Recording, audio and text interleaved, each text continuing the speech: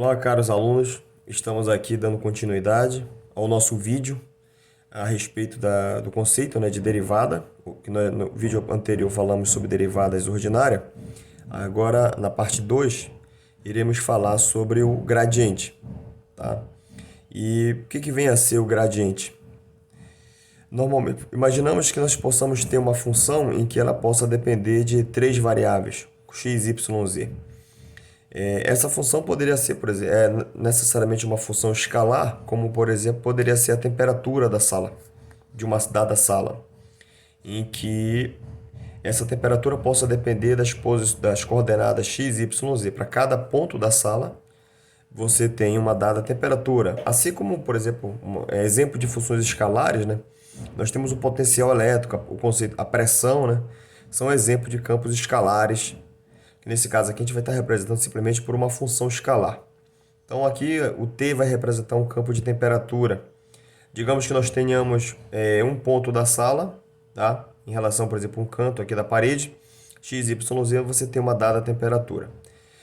Nós vimos, que a derivada, ela nos diz com que rapidez a função varia se movermos em uma pequena distância, Então, a derivada, uma função, por exemplo, dt, em uma dada direção, vamos assumir, por exemplo, que dt, que nós vamos tomar essa variação, esse dt possa sofrer uma variação ao longo do eixo x. Eu vou escrever uma derivada total aqui. Tá? Aí nós vimos que isso aqui é o coeficiente, ele forma a taxa de variação dessa função em relação a esse domínio. Só que agora nós temos uma situação um pouco mais complicada, porque além de nós tentarmos conhecer como é que essa função está variando, o gradiente vai ter uma dependência com a direção. Por exemplo, imaginamos que nós tenhamos numa sala de aula, e se nós realizar pequenos deslocamentos horizontais, provavelmente não tem mudança de temperatura. Agora, se ocorrer as variações ao longo do eixo Z, no caso, certamente vai ter variações da temperatura diferente. Significa dizer que a direção agora vai importar para que nós possamos conhecer a variação dessa função t. Ou seja, a direção ela passa a ser de suma importância. Então a gente pode dizer que a derivada ela nos informa a rapidez com que uma dada função possa variar quando a gente se move uma pequena distância. Agora a situação é um pouco mais complexa, porque além da variação, do deslocamento, a gente precisa também estar se preocupando com a direção. Tá? Então, se nós formos se deslocar aqui ao longo do eixo Z, certamente a variação de temperatura é maior do que se nós ocorrêssemos um deslocamento ao longo do eixo Y, por exemplo, ou do eixo X. Tá? Então, essa é o nosso desafio aqui, tentar compreender a interpretação geométrica do gradiente.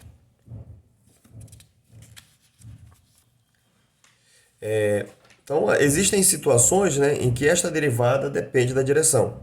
A temperatura normalmente não muda ao se movermos horizontalmente, mas quando a gente se move verticalmente, a temperatura muda. E com que rapidez essa temperatura varia, esse campo escalar varia? E aí a resposta é que nós temos infinitas possibilidades. Então nós temos infinitas respostas. Uma para cada direção que decidimos explorar. Então nós já tínhamos visto anteriormente que se nós tivéssemos uma função de uma única variável, a variação da função, o df, é um df dx dx, em que essa quantidade que está entre parênteses aqui, ela representa o coeficiente, representa a taxa de variação dessa função. Quando a gente tem uma função de três variáveis, essa variação t aqui, o dt, você vai precisar variar essa função para cada uma das direções específicas aqui. Então, dt dx, dx, dt dy, dy, del rho z, dz. Esse dt informa a mudança de t quando ocorrem variações infinitesimais ao longo dos eixos x, y e z. Tá? Então, aqui eu estou enumerando. Aqui é a equação número 4. Tá? Vou colocar aqui na frente. Nós poderíamos ter escrito essa equação aqui, a equação número 4, que é a derivada total do t, tá? Nós poderíamos ter escrito ela através de um produto escalar, da seguinte fórmula, tá? Essa quantidade entre parênteses aqui, del T, del X, X chapéu, mais del T, del Y, Y chapéu, mais del T, del Z, aqui o Z chapéu. Produto escalar com dx, x chapéu, dy, y chapéu, dz, dz chapéu. Essa quantidade entre parênteses aqui, tá? É o que nós podemos chamar isso aqui de gradiente. Aqui tem uma definição, ó, tá? O gradiente de t é dado por essa equação 5 aqui, ó. Del t, del x, x chapéu, del t, del y, del rom, y, y chapéu, del rom t, del rom z, z chapéu. A equação 5 representa para a gente o gradiente. Observe que esse operador aqui, esse nabla, ele é conhecido como operador nabla, ele atua sobre um campo escalar e tem como resultado uma função vetorial. Então, o gradiente é o operador nabla atuando sobre uma função, uma função escalar e tendo como resultado um campo vetorial.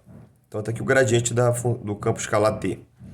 Então, esse dt eu posso escrever como sendo o gradiente de t, produto escalar dl, em que o dl é esse elemento infinitesimal aqui, ó, ao longo dos eixos x, y e z, dado pela equação 6 aqui.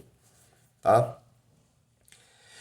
Nós podemos dizer, então, que essa equação 6 ela é a generalização, tá, da equação 2 para 3 variáveis. O que vem a ser a equação 2? Ó?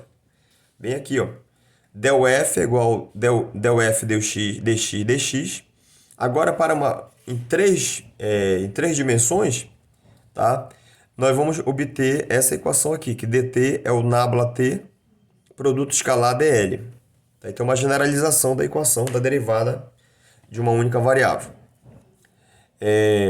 Caso a gente queira encontrar o módulo dessa variação, tá? Então, a gente basta escrever, aqui tem o produto escalar, é o módulo do primeiro, módulo do segundo, cosseno de θ.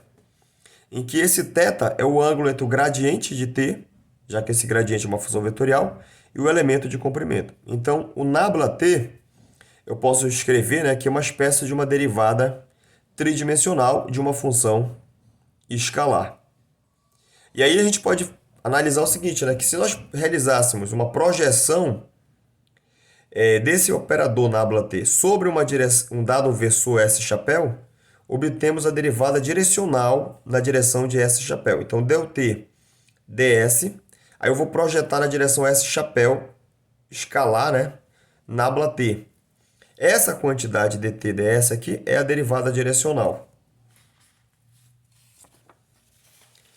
As derivadas nas direções dos eixos cartesianos síncronas são um caso particular. Como assim? Quando a gente escreve, por exemplo, x, y e z chapéu, são os eixos cartesianos. É um caso particular, porque a gente poderia estar tomando a derivada numa direção S chapéu genérica. Para uma superfície equipotencial, né, então essa função escalar aqui, esse t, a gente assume ela como sendo uma constante. E o dl é um deslocamento sobre uma superfície equipotencial. Então, dt é nabla t dl. Se essa superfície é uma superfície equipotencial, então esse termo aqui é nulo, dt é zero. A única forma disso aqui ser zero é que se esse produto escalar aqui, o ângulo entre esse operador com o elemento de comprimento dl aqui, ele precisa ser 90 graus, porque o produto escalar é o módulo do primeiro, o módulo do segundo, cosseno de θ. Nesse caso aqui, o θ seria 90, o cosseno de 90 é igual a zero.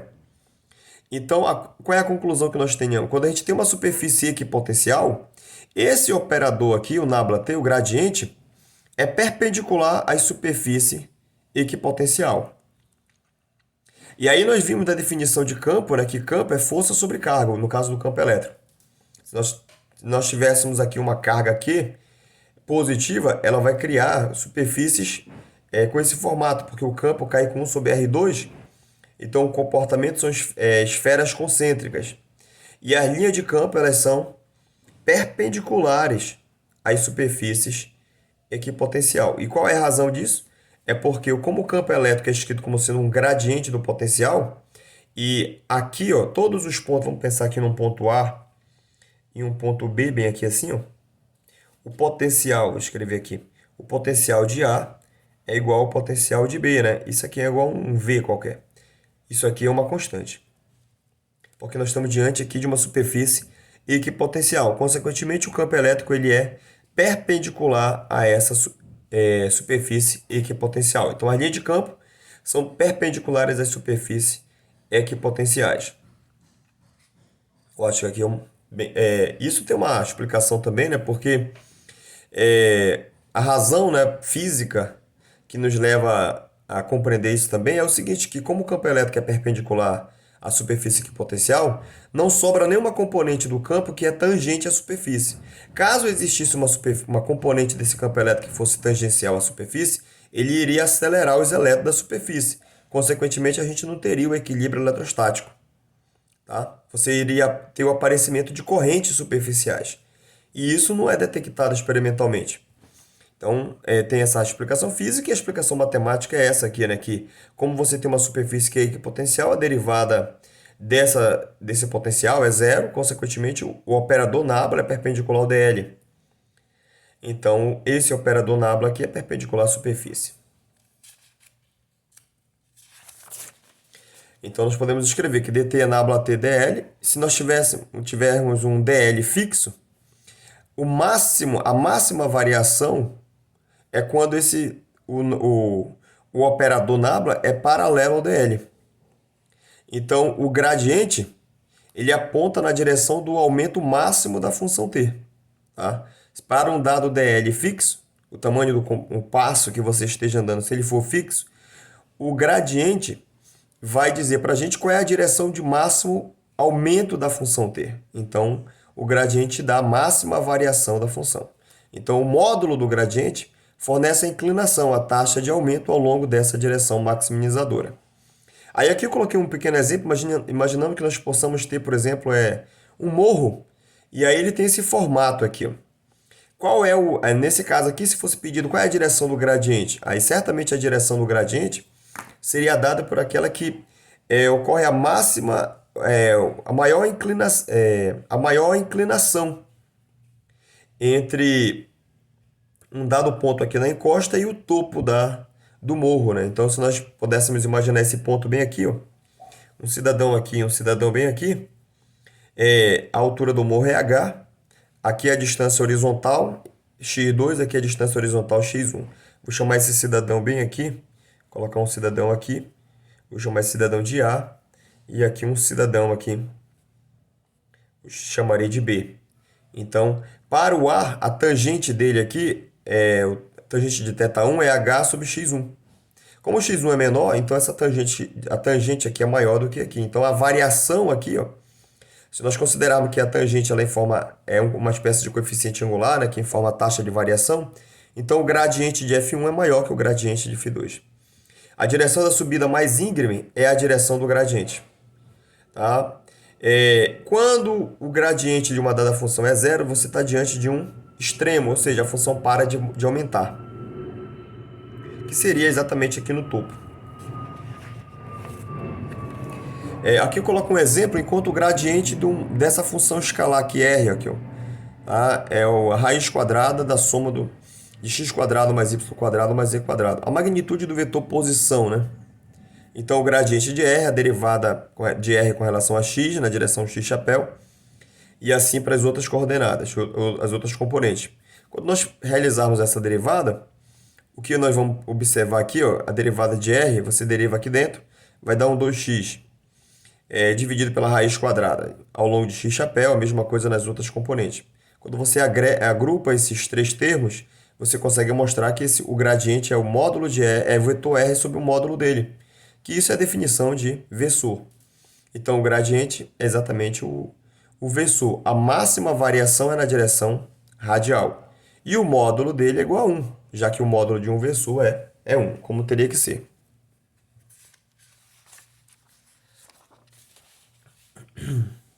Agora, nós temos aqui, dando continuidade, né? Nós vamos falar aqui sobre o operador nabla, que seria a parte 3, né, do nosso vídeo a respeito de derivadas. O operador nabla, nós vimos que ele pode funcionar como um gradiente quando ele atua sobre uma função escalar. Tá? Então, T é uma função, um campo escalar. o operador nabla, eu faço questão de colocar os versores à esquerda, x, y e z chapéu à esquerda, para que você não confunda, né, achando que essa derivada possa atuar sobre o x chapéu. Então, essa aqui é a definição do operador, né? O operador ele vai atuar sobre uma dada função e vai te dar um resultado diferente. Então, algumas propriedades, né, desse operador. Em uma função escalar, o gradiente dele, quando ele atua sobre uma função escalar, ele nos dá o gradiente. Quando ele atua sobre uma função vetorial através de um produto escalar, tá? Então aqui nabla escalar v, em que esse v é uma função vetorial. Nós temos aqui o que nós chamamos de o divergente. Falaremos um pouquinho melhor em seguida. E quando ele atua sobre uma função vetorial, mas através de um produto vetorial, nós temos o rotacional. Então, o divergente está aqui, ó. O divergente, o operador nabla, à minha esquerda aqui, produto escalar com esse v. Imaginamos um vetor v em 3 dimensões. Está aqui o vetor v. Observe que o produto escalar só vai sobrar as componentes paralelas. Então, x chapéu escalar x chapéu vai dar 1, x com y dá 0, x escalar z também vai dar 0. E a mesma coisa para as demais componentes. Então, o divergente é dado por essa expressão aqui.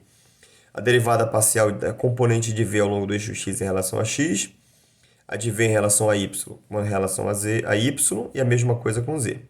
Então, o divergente de uma função vetorial é em si uma função escalar. O resultado do divergente nos dá uma grandeza escalar, claro, porque ele é o operador mediado através de um produto escalar. Então, o produto escalar, o resultado do produto escalar, em qualquer situação, nos dá uma grandeza escalar.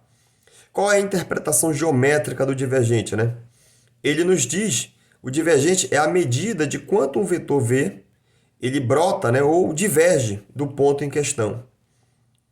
Então, por exemplo, se você tem um ponto aqui, ó, aqui se assemelha o campo elétrico criado por uma carga pontual, né? O divergente é positivo. As linhas de campo estão saindo desse ponto, né, estão se afastando. Já nessa outra situação aqui, ó, observe que esse vetor aqui, tá, esse vetor v aqui, ele está atuando, ele tem uma única direção, que é a direção z chapéu. Então, o divergente dele aqui, a gente está percebendo que não está tendo mudança, então o divergente dele é 0. Nesse outro caso aqui, o tamanho do vetor está se modificando.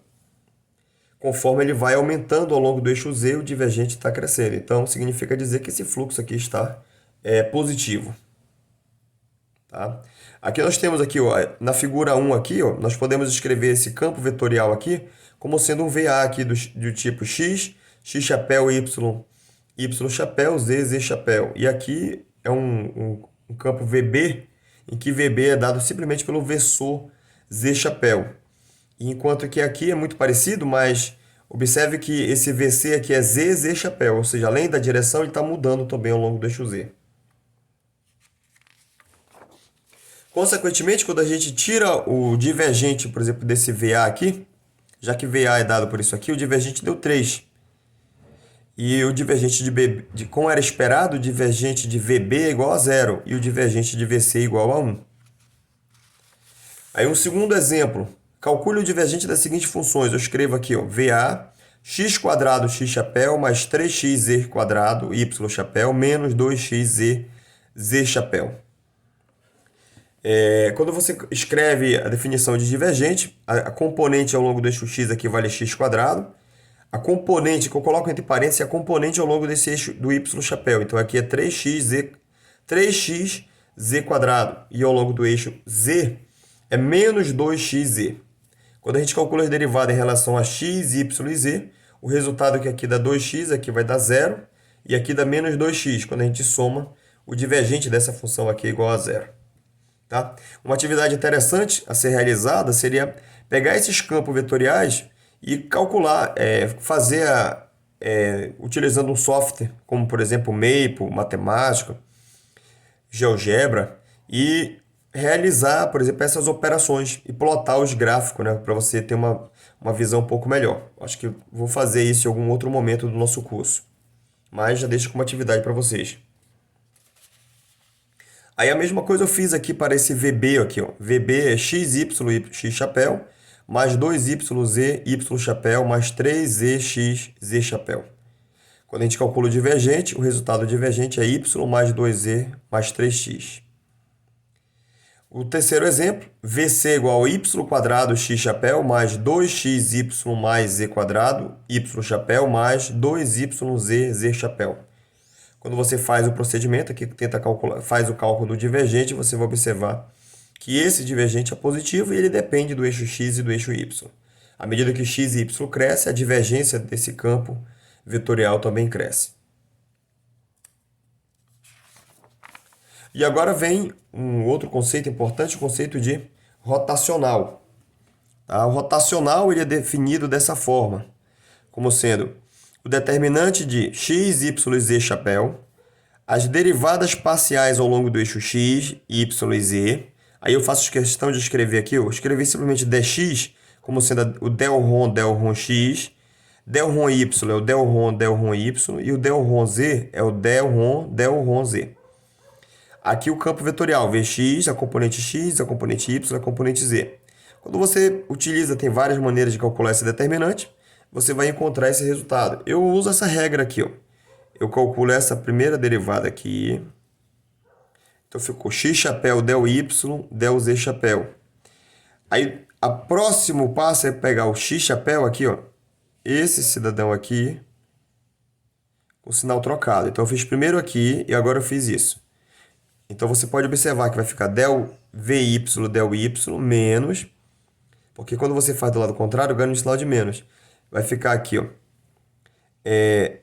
del z de vy. E a mesma coisa você faz agora aqui, ó. Vou colocar com uma caneta diferente. Aqui, ó. Aqui é positivo, então aqui está no z. Aqui o z vai ficar del x de vy. Aí o outro lado é só trocar, menos del vx del y. E o último que estava faltando é esse daqui, ó. Tá faltando esse daqui, o vx com del z y chapéu. Então vai ficar y chapéu del vx em relação a z. Aí depois você troca de sinal, então vai ficar menos del VZ, del x. Então tá aqui o resultado do rotacional. Interessante que o rotacional, como ele é dado por um produto vetorial, o resultado dele também é um novo vetor. Não se pode ter o rotacional de uma grandeza escalar, porque você está girando em torno de um dado vetor, né?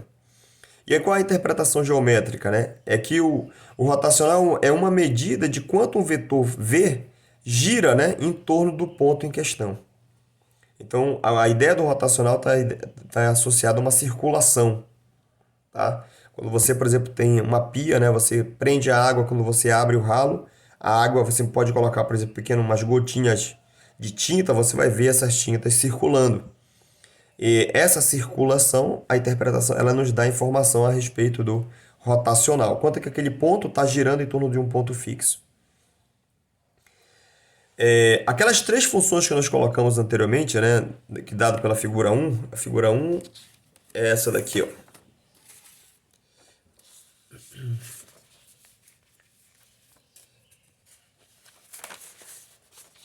Aqui, né? Aqui nós temos aqui essa figura aqui, ó. A figura é 1A, que é dado por esse VA aqui, x chapéu, x chapéu, y chapéu, mais z chapéu. A figura B, o vetor B aqui é só a componente z chapéu. E a figura C é z chapéu. Tá? Se nós calculássemos primeiro do VA, o VA, a componente x é x, a componente y é y, a componente z é z. O rotacional dele aqui deu igual a zero. E aí você vai lembrar, por exemplo, que esse campo aqui, esse V, se assemelha ao campo de uma carga pontual. E o rotacional de um campo conservativo é zero. A gente vai mostrar futuramente qual é a razão, né? Mas de antemão é que o trabalho independe da trajetória. Aí você tem uma forma de relacionar o cálculo do integral de linha com uma integral de superfície através do rotacional, que é o chamado teorema de Stokes. Então já mostramos aqui que esse campo ali, o rotacional dele deu zero. O rotacional do VZ também dá zero. Não tem circulação nenhuma. Né? Os vetores estão todos paralelos ao longo do eixo Z. Da mesma coisa acontece com VC. Também os vetores são paralelos ao longo do eixo Z, não está circulando. Agora, nesse outro caso aqui, ó, você tem um vetor, um campo vetorial que ele tem uma componente ao longo do eixo X, mas que depende do Y. E a componente ao longo do eixo Y depende do X. Quando nós calculamos esse rotacional, deu 2E chapéu. Vocês podem olhar, acompanhar aqui com detalhes, né? Como foi realizada essa conta. Então, basta você calcular o determinante da maneira correta aqui, da definição que eu mostrei anteriormente. Ó. Vai ficar x chapéu, del 0 em relação a y, isso aqui vai dar zero porque é uma constante, menos del x, del z, também é zero, porque o x não depende do z. Aí na direção y, é del menos y em relação a z, menos del 0, del x. Tudo isso aqui é zero. Na direção z vai ficar o del x, menos a derivada em relação a y de menos y. Isso aqui também dá menos 1. Com o sinal de menos aqui dá mais 1. Com mais 1 daqui dá 2. Então é 2z chapéu. Observe que esse vetor está no plano. E o rotacional dele está fora do plano. Né? Tá girando em torno do eixo z. Está aqui a ilustração. Olha. Essas setinhas laranjadas aqui representam para a gente o cálculo do rotacional. Uma outra atividade. Vocês podem fazer isso também utilizando algum software computacional. Tá? É bem interessante fazer esse tipo de exemplo aí para você ganhar esse feeling, né? Para ganhar uma interpretação geométrica adequada do que vem a ser o rotacional.